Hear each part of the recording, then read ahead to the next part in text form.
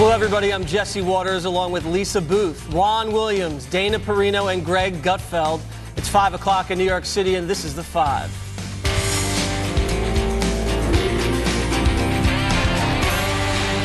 Our tough-on-terror president refusing to be politically correct while our national security is at stake. You heard him refer to the Manhattan truck terror suspect as an animal yesterday, threatening to throw him in Gitmo. Now, he's calling for an even tougher punishment for the slaughter of 8 deaths. This morning, tweeting, "Would love to send the NYC terrorist to Guantanamo, but statistically that process takes much longer than going through the federal system. There is also something appropriate about keeping him in the home of the horrible crime he committed. Should move fast. Death penalty." This afternoon, we heard more from President Trump on the flawed immigration program that allowed the jihadi suspect into our country. I'm calling on Congress to immediately terminate the diversity visa lottery program. It's a disaster for our country. The people put in that lottery are not that country's finest. We know that the program presents significant vulnerabilities to our national security. We want a system ultimately that's merit-based so we can bring in people that will help our country, grow our country, and be safe for our country. All right, so many people on the left, Greg, are saying that because the president is weighing in on these criminal proceedings, he's jeopardizing a conviction. Do you agree? I don't know about that because this has never happened before. This is a first. And this is a guy who's not a politician for 70 years of his life, who speaks his mind, and he's got this little technology that allows him to do it. It shows that you can put the citizen in the White House, but you can't take him out of the White House. He's still a citizen, and as ill-advised as it might be, he's reflecting the frustrations and the anger of his constituents. He's acting exactly like we would. And also, the reason why he's saying this is because he views this person not as a typical criminal. He views this person as an enemy combatant. Right. If somebody said, "Oh, you shouldn't be saying that about Nazi war criminals," you go, "Screw that, they're Nazi war criminals." That's how he sees these guys, as enemy combatants. So the rules of comportment don't apply in this situation. He should not have to worry about what he says about an enemy combatant. It should not matter. The other thing, too, is this guy apparently, he wants an ISIS flag in his room, and I'm thinking we should give it to him, but we should dip it in bacon fat first, and then put it right up there. Okay. That's why probably I don't run a not going to do that. But, right. Why not? Who does that offend? It's an ISIS flag. I mean, I don't understand why we have these rules of comportment about certain people and things. Okay. Provocative, Gutfeld. But it's not. It's not provocative. It's the ISIS flag. That's right. That's right. I just That report should be thing, maybe. Who knows? Dana, the Guantanamo issue, President Trump is bringing that back up. Do you think that he's just trying to kind of flip over everything President Obama did or didn't do with Iran or Gitmo? Or... I think he was speaking based on his instinct, which is to say, like, this guy should have to face really tough punishment. But the thing is that while that is an instinct for a citizen to believe, for a commander-in-chief, then it's more difficult because you are the chief law enforcement officer, and the Supreme Court has already ruled many, many times, especially with the Hamdi decision in 2007, which was a disappointment to the administration, that we couldn't try him as an enemy combatant because he had habeas corpus rights. The court is going to give he is a legal permanent resident, so it wasn't going to fly in the court, and that's what would have taken so long. I understand the instinct, but I think that also sending him to Gitmo would make him a martyr to ISIS. I think better to leave him here. And New York City has a near perfect prosecution record for terrorism cases, and the evidence against this guy is so overwhelming. And this is a death penalty situation. I guess they have to just, yes. I think, well, if New York State.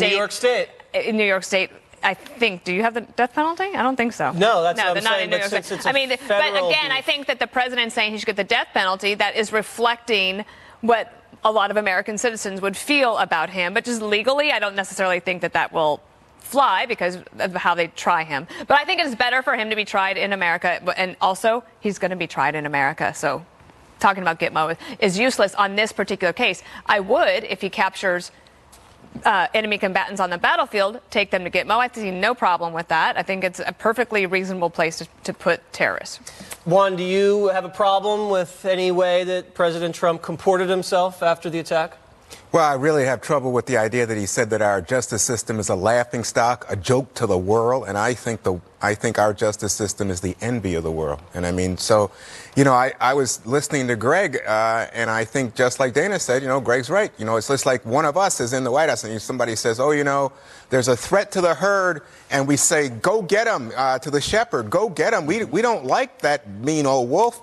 And in this case, that's what Trump is behaving like. He's not behaving, as Dana said, like the commander-in-chief, like the leader of the flock, who would in some ways say, here are our rules, here's how we have survived as a nation, a constitutional-based republic for so long, is because we're a nation of laws. And we understand how despicable this character is, but guess what? We have a system that can handle it and put it in place. Instead, he derides our own justice system. It's unbelievable. But you can't speak to the wolves.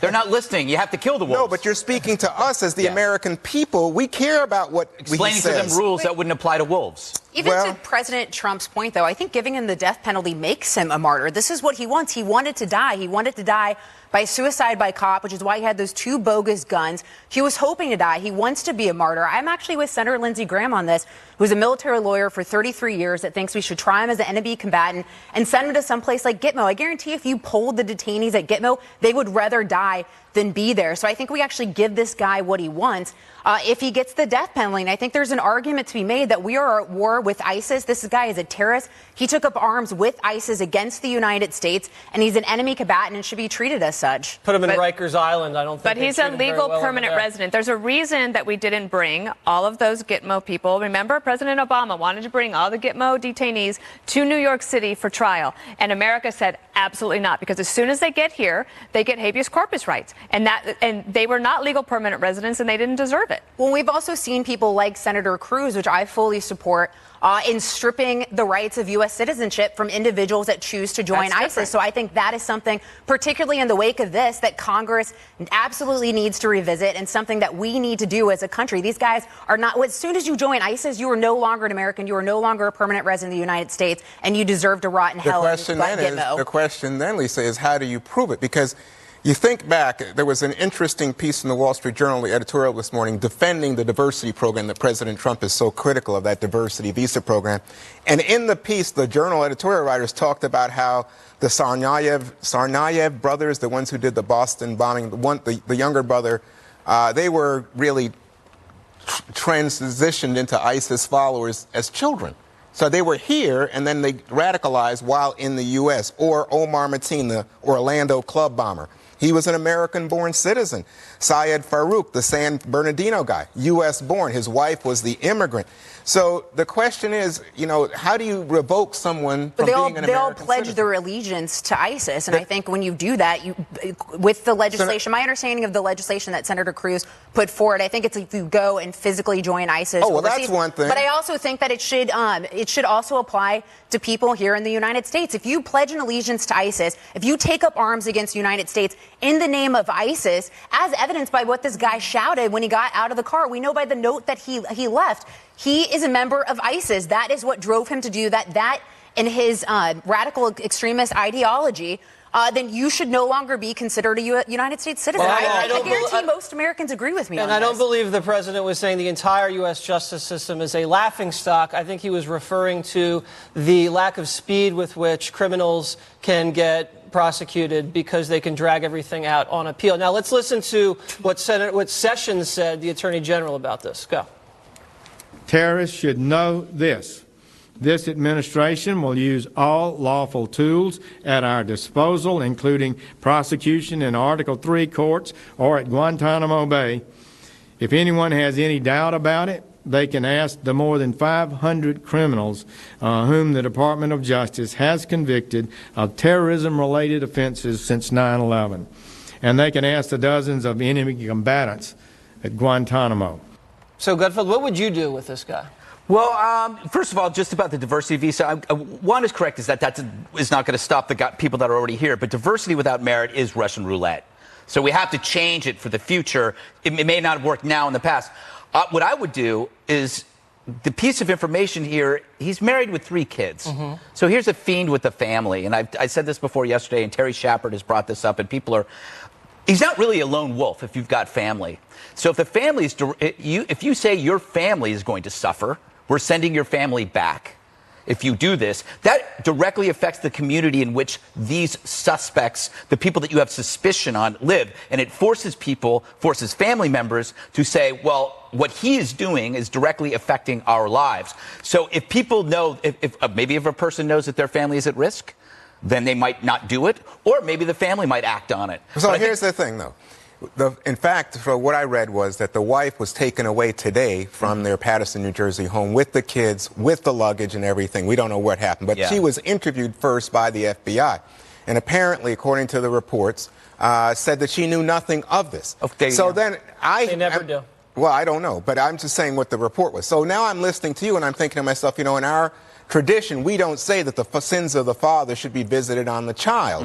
And when you have a situation like that, I think it was Jason Chaffetz who said to us yesterday, in Israel, this is what happens. If you have this problem, you know, they raise the Palestinian house and the family, right? But we don't do that. We don't say if somebody committed a terrible crime here in the United States. This is different. This is war. This is not a crime anymore. This is actually war, which is different than just a crime where we take a criminal's family. That would be absurd. We would not do that to an armed robber, take his family. But this is war. And in war, you have to change the rules. And the rules here is nothing's really working in preventing these things, except like we don't know if something's being prevented because it's behind the scenes. In this case, a tool which is targeting the family and saying, this family, we're not hurting the family, but you're leaving. You're all going. That's something new. It's a deterrent. It's a deterrent, and it could work. You know? How much did this guy really care for his family? He was willing to die the other day when he came out with fake weapons. Who knows? Trump got into a lot of trouble when he said, you know, you have to go after the family members, you have to go after the wives. Now it looks like, you know, that might be in play, legally or otherwise. Well, I don't know how in play. I mean, is there legislation that's going to be introduced, or are there executive orders? I mean, in play because at every moment, it turns out the wife had no idea. The brother had no idea. The father had no idea. He was a great guy. I do think when it comes to, I do think to the women, when it comes to especially the women and how they are treated by these men, that it's possible she had no idea. She might have had no rights, might not have had ability to do anything or know anything or to work. The one thing that I think is very curious, and we're going to get to this in the B block, is just how many people in the community had actually seen him practicing this for a couple of weeks. That's a really big problem. That's the point. So if they know that there is some kind of consequence, maybe a community member would see something and say something. Novel idea. I've heard that before. Ahead, we'll update you on the investigation into the Manhattan truck terror suspect. What was found on his cell phones? Next. Sayfullo Saipov appeared in court yesterday shackled to a wheelchair. A criminal complaint says he confessed to planning the bike path attack about a year ago, then on October 22nd rented the truck he used for a dry run. Investigators have discovered several pieces of evidence linking Saipov to ISIS. Cell phones recovered at the scene contain mounds of ISIS propaganda, some showing awful things, beheadings, and the use of trucks as weapons. Also, a note pledging allegiance to ISIS. Now authorities also say the married father of three had previous contact with terror suspects known to the FBI. So, Jesse, you see this guy come into court in the wheelchair. He's shackled there. He wants an ISIS flag in his room. But at this point, do we really know how the legal system is going to deal with him? Do you have any idea, you know, what's the next step? It looks like they're going to prosecute him in federal court and not send him to Guantanamo Bay, as we just discussed. But he's obviously an evil Islamic zealot. And the amount of videos that he had from ISIS and beheadings on his cell phone just underscore that these tech giants need to be much more aggressive in eliminating this type of radical propaganda. They can build algorithms, they can hire more people, they can make some sort of team effort to get over there and really do some better investigative stuff, because this stuff is just so prevalent. I don't know why you can continue to have that stuff online. And I think political correctness potentially played a lot a big role in this deadly attack. If you think about the NYPD surveillance program that was going on, I believe the mosque that he was going to was under surveillance until de Blasio and the ACLU ripped that away. The neighbor, I think Greg alluded to in the last segment, Batista, had seen this guy in an empty U-Haul with some buddies making little dry runs with nothing in the back of the van several times in the neighborhood. Didn't say anything. Reminds me of the San Bernardino neighbor. Also didn't say anything. Political correctness kills. An imam reportedly had been trying to get in touch with de Blasio for an entire year, saying he'd noticed an uptick of radicalism in certain areas in the Manhattan area, had reached out to him on social media, had written hard letters, and had sent staff to de Blasio's staff to try to alert him. No response there. And just the lottery system, it just doesn't make sense to me. We shouldn't be running our immigration system based on a lottery system. You don't have parties based on a lottery system. You invite people who you want to come in. I do. Yeah, that's why your parties get out of control, Gutfeld. There are so many other components besides diversity. Diversity is a noble thing. We should take that into consideration when we let people in. But education, vocational things like that, ability to speak English, those are the things we should be focusing on. So, Dana, I wanted to highlight one thing that was found on the cell phone, which was he paid particular attention to a message from al-Baghdadi, in which al-Baghdadi questioned what Muslims in the United States are doing to respond to the killing of Muslims in Iraq.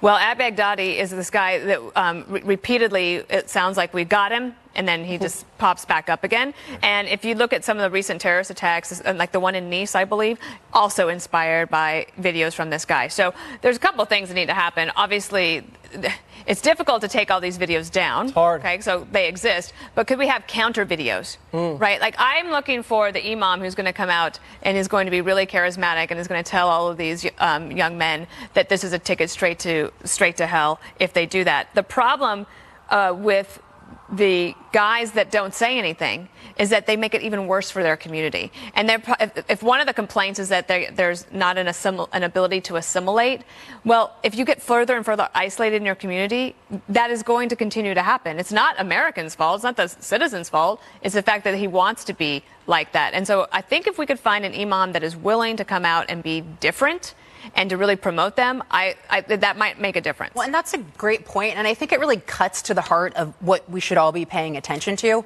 And but you can't counter this ideology unless we're willing to admit and be honest about what we're facing. And there's a former terrorist, Majid Nawaz, who we have all seen on TV, and he was on this story the other night, talking about the fact that we will never win as a society against ISIS unless we are willing to call the Islamicist ideology by name. We have to be able to name it. You have Senator Lindsey Graham the other night. You have Senator Lindsey Graham the other night saying that this is a religious war, but there's a big portion of society who are unwilling to recognize these things. You mentioned al-Baghdadi. This is a guy who studied Islamic studies. He's a PhD and master's in Quranic studies. Where do you think his teachings come from?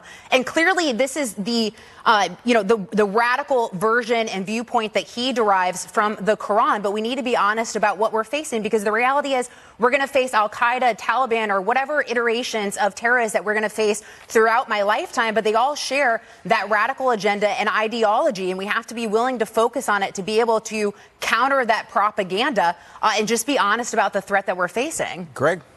I get a chuckle out of when radical Islamists or even reporters for The Guardian or The Independent talk about the responsibility of American foreign policy in the mass death or terrorist attack. It's like if you only stop doing X, they would stop doing Y.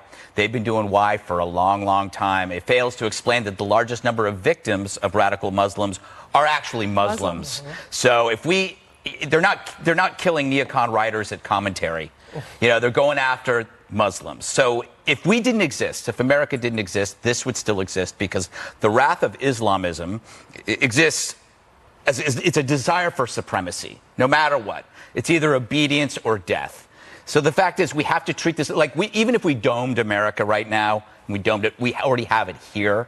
So we have to treat it like a disease. It's like I said before, I don't understand why people watch The Walking Dead when you already have it all around you. This is really something that is unheard of in civilization, where you have creatures roaming your country who want to kill people. This is a brain disease. It's a mission that they have, and we just have to accept it soberly and treat them like human termites. We have to go in there and get rid of them. Agree. It's that simple. And let me just add, and divorce it from religion. You would think that it was aimed at us as Americans, but in fact, 5 of the people killed were Australians here on Argentinians here on vacation. Thanks.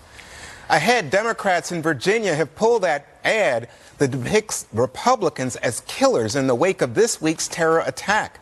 A Greg monologue coming up next. Behold the worst ad of all time, aimed at Virginia's Republican candidate for governor, Ed Gillespie, painting his supporters as homicidal predators bent on killing kids.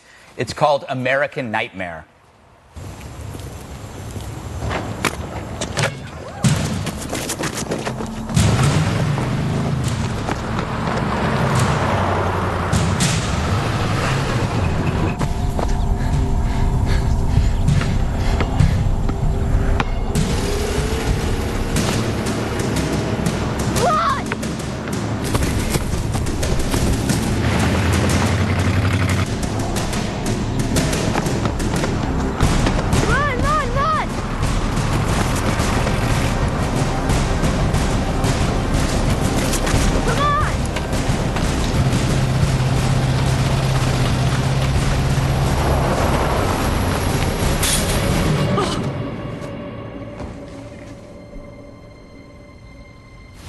Is this what Donald Trump and Ed Gillespie mean by the American dream? Latino Victory Fund paid for and is responsible for the content of this advertisement.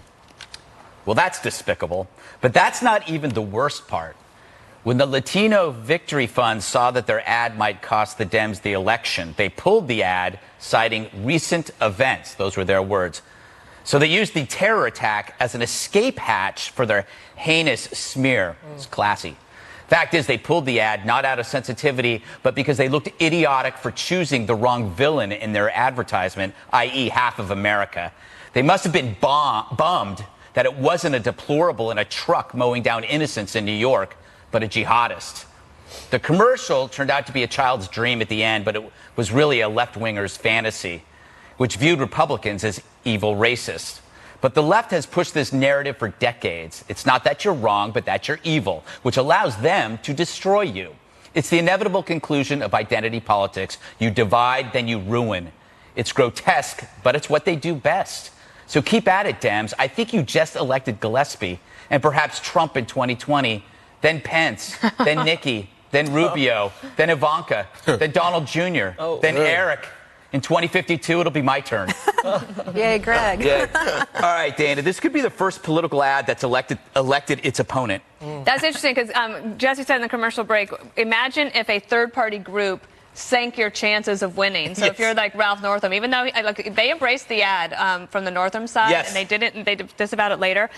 During the 2016 campaign, Hillary Clinton said she knew she had really stepped in it when it was reported that she had called Trump's voters the deplorables. Mm-hmm. But this is taking like the deplorables and making it so much worse. Jesse basically declared war on half of America. If you don't vote for a Democrat, you drive around in a pickup truck killing minority children. I know. And this was a hate crime of a political ad. Mm-hmm. And they lied about their excuse for pulling it. They were for the ad before they were against it. Dirty ads work most of the time, but if it's too dirty, it's going to backfire. And this is backfiring, and it's galvanizing Gillespie's supporters. It all started when Gillespie came out with a tough MS-13 ad. Mm-hmm. And because MS-13 has been feasting on Virginians, and they said his opponent, Northam, was okay with sanctuary cities. So this Latino group comes out, and this is a return volley. And to use minority child actors as prey for a racist truck-driving white male Gillespie supporter is so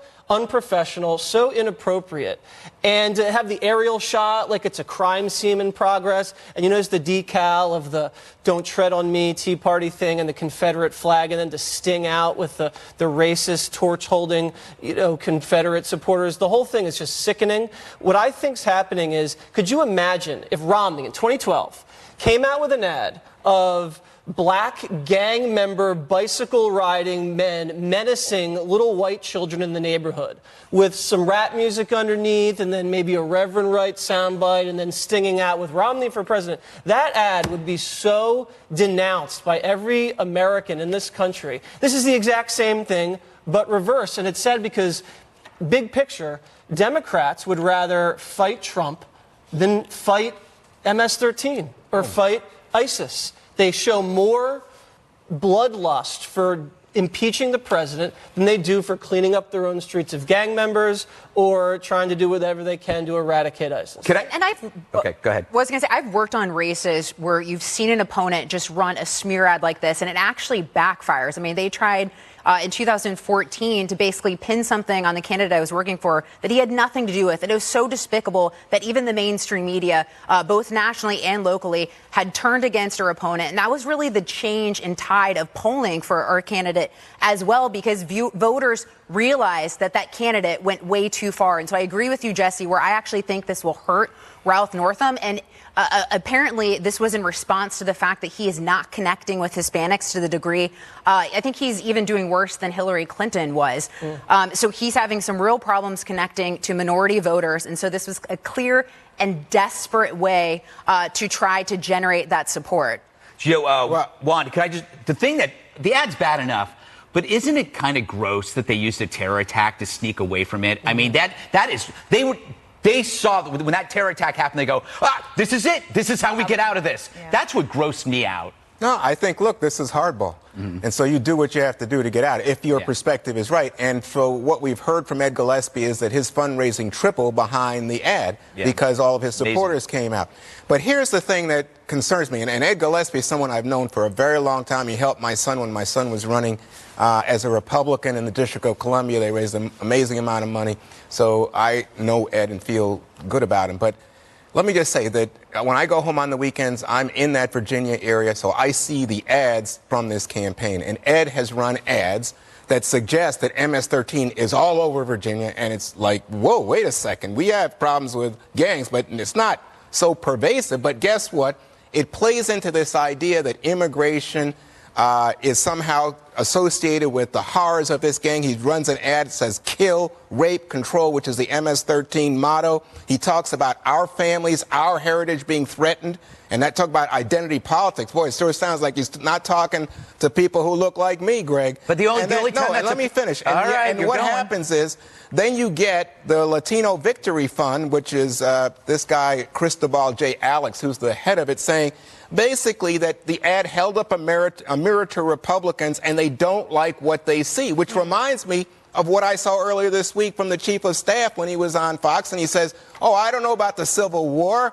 Gee, I don't know what it was about. Imagine slavery. That's called deflection. No, it's the truth. The fact is, if you conflate MS-13 with Hispanics, that's on you.